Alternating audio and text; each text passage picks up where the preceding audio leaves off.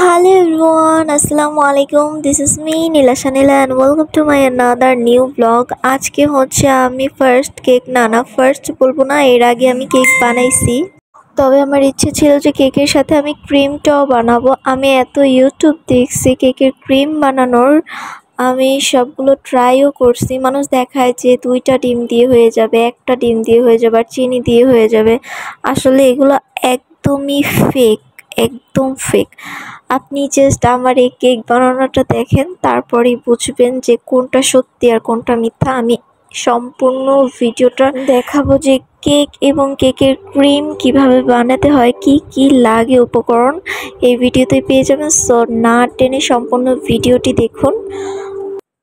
তারপর আমি এখানে দিয়ে দিলাম 1 কাপ ময়দা, আর ময়দাগুলো অনেক ভালোভাবে চেলে নেব। চেলে না নিলে ঠিকভাবে প্রপারলি হবে না, তাই আমি চেলে নিব।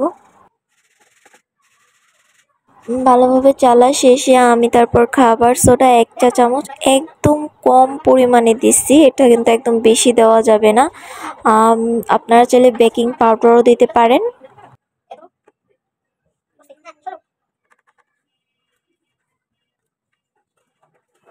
আপনারা দেখতেই পাচ্ছেন যে এই খাবার সোডাটাও কিন্তু আমি ভালোভাবে চেলে নিচ্ছি চালনি দিয়ে।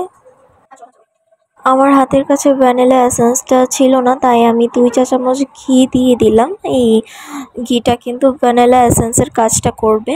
আমি কিন্তু এই মিক্সারের স্পিডটা একদম যেটা কম স্পিডে আছে, সবার কম স্পিডে, সেই কম স্পিডটা দিয়ে নিয়েছি।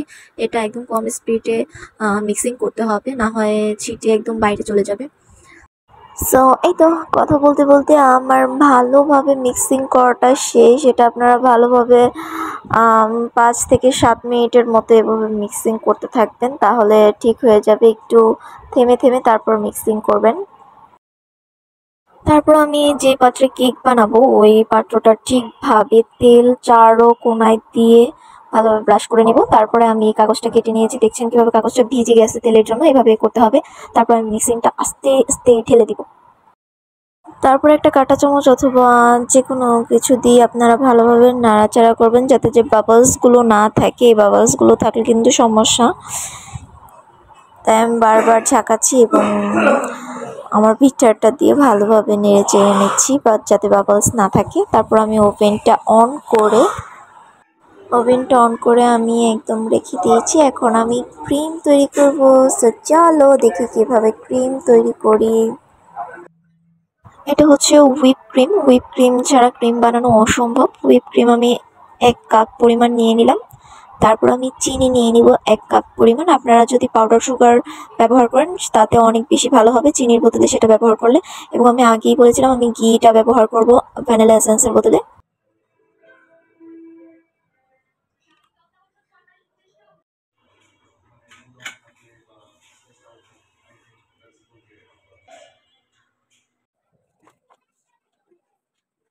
এই মুহূর্তে আমার কাছে এই একটা কালারই ছিল, সেটা হচ্ছে অরেঞ্জ কালার। তো এই কালারটা নিয়ে মিক্স করলাম, আর আমি একটু সাদা কালার অন্য পাশে রেখে দিলাম। আসলে আপনারা কেউ কেকের ডিজাইনটা দেখে একদমই হতাশ হবেন না, আমি ফার্স্ট বানিয়েছি তো।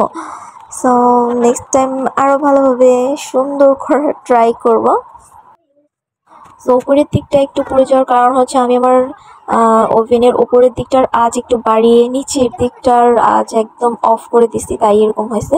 সো ব্যাপার না, উপরেরগুলো তো ফালাই দিতে হবেই। কিন্তু আপনারা দেখেন স্পঞ্জটা এত বেশি নরম হয়েছে, এত বেশি সফট হয়েছে, আমি ভাবতে পারিনি আমার এত বেশি সফট হবে। আমার অনেক অনেক বেশি ইচ্ছা ছিল যে এত সফট হোক। আমি তো অনেক ভিডিও দেখতাম এই কেকের, তো দেখতাম ওনাদেরটা এত সফট হইতো, আমার ওগুলো অনেক ভালো লাগতো, আমি বানাইতে চাইতাম তখনই। সো এই প্রথম মনে হয় এত সফট হয়েছে। এর আগেও আমি শুধু কেকের স্পঞ্জটা বানাইছিলাম আমার আন্টির সাথে। আমি এটাকে কেটে লাভ শেপ করে নিয়েছি। তারপর আমি সুগার সিরামটা অ্যাড করে দিচ্ছি ভালোভাবে।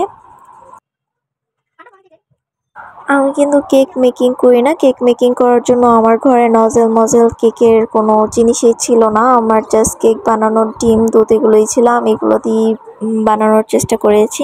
আমার জাস্ট এটা ইচ্ছা ছিল। এখন ইনশাআল্লাহ সামনে দেখি আরও ভালোভাবে বানাবো।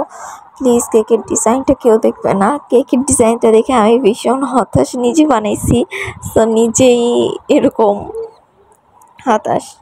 আসলে চাকু দিয়ে আর চামিচ দিয়ে একদম মিশ করা যাচ্ছে না, তো আমি কি করব বুঝতেছে না একদম। তাও অনেক চেষ্টা করি, একটুখানি মিশ করছি। তারপর আমি একটু প্লেটিংয়ের মধ্যে একটু ছিদ্র করে এগুলো বানাচ্ছি। এগুলো একদম নষ্ট হয়ে গেছে। আমার ক্রিমটি একটু অল্প পরিমাণে ছিল, তো তাই ফুলটা চারো কিনারে দিতে পারিনি। এখন তাই কালারগুলো দিচ্ছি। আমার মনে হয় যে এক কালারটা দিলেই ভালো হইতো, সাদা কালার দিলেই ভালো হতো। তো আমি এই কেকটা সাজানোর পরে আমার খুব হাসি পেতেছিল। তারপর কি করব, আমি জেমসগুলো দিয়ে দিয়েছি কেকের উপরে যাতে একটু দেখতে ভালো লাগে। তারপর আমি কেক বানিয়ে আমার ফ্রেন্ড মায়াকে খাওয়াইতে নিলাম। মায়া তো কেক খেয়ে অজ্ঞান হয়ে গেছে। ও বলতেছে অনেক মজা হয়েছে, এত মজা হয়েছে আমি ভাবতে পারিনি তুমি এত মজা করে কেক বানাতে পারো আসলেই। তারপর আমরা দুজন শাড়ি পরে ছাদে গেলাম। মজা হয়েছে দেখছো, আমি প্রথমবার এরকম করে বানাইছি। এখন আমি আব্বুর থেকে রিভিউ নেব। আব্বু তো রাত 12টা বাজে আসে। তো এই দিনটা ছিল 21শে ফেব্রুয়ারি। আমি নাস্তা করে তাড়াতাড়ি রেডি হয়ে তারপর শহীদ মিনার চলে গেলাম আমার হাজব্যান্ডের সাথে। আসলে আমি হচ্ছে এই ব্লগটার কথা একদম ভুলে গেছি। এটা যে ব্লগটা আছে আমার যে এডিট করতে হবে, আপলোড করতে হবে, আমি একদম ভুলে গেছি এই ব্লগটার কথা। তারপর আমরা খেতে খেতে একদম বাসায় চলে আসলাম। আসলে এই দিনটা বেশি ঘোরা হয়নি, আমার শরীরটা একটু অসুস্থ ছিল, একদম হাঁটাহাঁটি করতে ইচ্ছে করতেছিল না, তাই তাড়াতাড়ি করে বাসায় চলে আসছি। Thanks for watching this video. Next ভিডিওর জন্য সাবস্ক্রাইব করে পাশে থাকুন। আল্লাহ হাফিজ।